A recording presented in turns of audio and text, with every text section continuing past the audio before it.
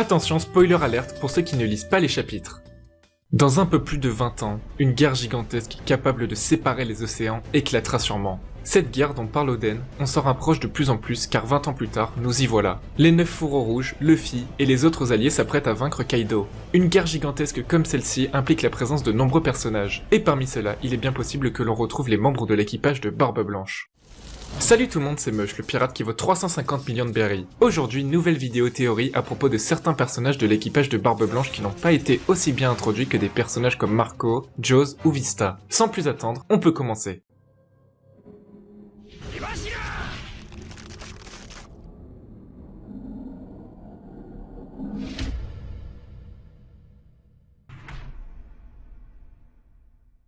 Wano Kuni semble être l'emplacement de la plus grande guerre de One Piece jamais vue à ce jour.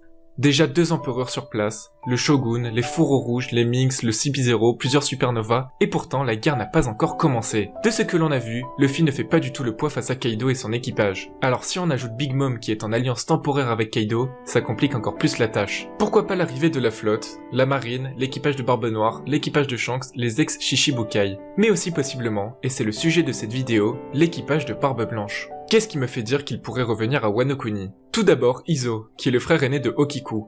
Il est né à Wano Kuni et a dû survivre aux côtés de son frère. Après avoir été nourri par Oden, ils l'ont rejoint. Plus tard, il rejoint l'équipage de Barbe Blanche. Je pense qu'Izo reviendra à Wano Kuni pour se battre aux côtés de son frère, avec qui il a un lien très fort, et ce lien c'est tout simplement Oden Kozuki.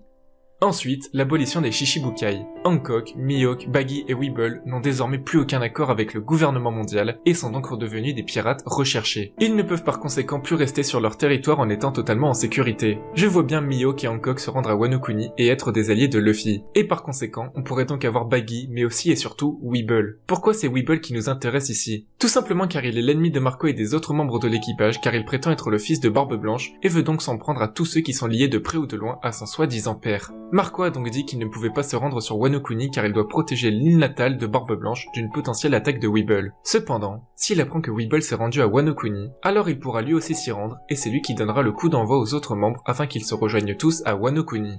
Et enfin la dernière raison qui me fait dire qu'il pourrait revenir à Wano Kuni, c'est tout simplement pour venger Oden Kozuki. L'équipage de Barbe Blanche connaissait bien Oden, car il faisait lui-même partie de l'équipage. C'est d'ailleurs pour cela que Nekomamushi s'est rendu sur l'île natale de Barbe Blanche afin de demander à Marco de venir les aider. Même s'il a refusé, il a laissé un message pour Luffy, et je pense qu'il finira quand même par venir à Wano Kuni avec les autres membres de l'équipage.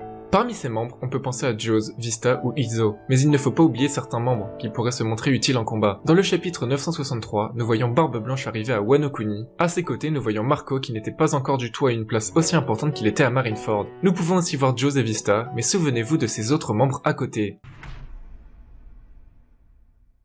Aux côtés de Barbe Blanche, nous voyons également Rakuyo, Waichibe, Epoida, André, Fossa, Atmos et King Dio. Tout d'abord, on va s'intéresser à Epoida et André. Ils ne sont pas des capitaines de flotte, mais sont des alliés de Barbe Blanche. Epoida a un style vestimentaire assez particulier, et on comprend que cette carrure n'est pas un hasard car il a mangé un fruit du démon lui permettant de se transformer en chenille. Il se bat avec une lance à double face. André est très grand. Il semble inspiré du catcheur André the Giant. Ils ont le même nom et se ressemblent. Il doit avoir une grande force physique car lors de la bataille de Marineford, nous l'avons vu se battre avec ses poings. Maintenant, on va s'intéresser à un autre allié, ou plutôt une alliée, car il s'agit de Waichibe. C'est elle qui dit à Marco qu'il n'est encore qu'un bleu dans le chapitre 963, qui implique qu'elle était potentiellement plus importante que lui au niveau hiérarchique à cette époque. Waichibe est surnommée la sorcière des glaces. Nous ne savons pas grand chose sur ses capacités, mais je pense bien qu'elle n'est pas appelée la sorcière des glaces pour rien. En effet, à Marineford nous la voyons briser la mer de glace créée par Aokiji grâce à son brise-glace. Voilà pour les alliés, maintenant les autres personnages visibles dans ce chapitre 963 sont des commandants de flotte, et on commence avec Fossa. Fossa est le commandant de la 15e flotte de l'équipage de Barbe Blanche. Ce qui est intéressant avec ce personnage, c'est qu'il est un sabreur et qu'il peut enflammer la lame de son katana. L'autre personnage que l'on a vu enflammer sa lame est Kinemon, qui appelait ce style de combat le style du renard de feu. Est-ce que Fossa a appris comme Kinemon à manier le feu ou est-ce une simple coïncidence? À voir, et c'est pour ça qu'il est intriguant et qu'il serait intéressant de revoir ce personnage. Atmos est le commandant de la 13e flotte de l'équipage de Barbe Blanche. Il est très grand et a une forte corpulence. Durant la bataille de Marineford, Doflamingo et lui se sont croisés et le grand corsaire savait qui il était. Il semble assez connu. Il se bat avec 2 grandes épées et inflige des dégâts impressionnants avec celle-ci. King Dio est le commandant de la 11e flotte. C'est un grand homme bronzé et musclé. Nous ne savons pas grand chose sur sa puissance, mais en étant le commandant d'une flotte de l'équipage, cela implique qu'il est quelqu'un de puissant. Il se bat avec des gants blindés et est donc un spécialiste du combat au corps à corps. Et enfin Rakuyo, il est le commandant de la 7ème flotte. Ce qui est assez intéressant avec ce personnage, c'est qu'il se bat avec une arme qui a mangé un fruit du démon. Son arme est un fléau, une chaîne qui a à son extrémité une boule avec des pics. Grâce au fruit du démon que l'arme a mangé, elle est encore plus puissante. L'arme semble agressive et carnivore. Nous ne l'avons pas beaucoup vu se battre, mais nous avons vu qu'il s'en est sorti indemne après s'être confronté à l'amiral Kizaru, et cela implique qu'il est un combattant puissant. Il y a d'autres membres dans l'équipage de Barbe Blanche, qui pourraient être intéressants, mais la vidéo durerait trop longtemps. Donc n'hésitez pas à me dire si cette vidéo vous a plu, et peut-être que je parlerai d'autres membres que l'on pourrait potentiellement oublier. Cette vidéo sert donc à faire une théorie sur le retour des membres de l'équipage, mais aussi à rappeler des aspects de certains membres qu'on aurait pu oublier, ou dont on serait passé à côté. Voilà pour cette vidéo, si elle vous a plu, n'oubliez pas le pouce bleu, on se retrouve pour une prochaine vidéo, ciao tout le monde!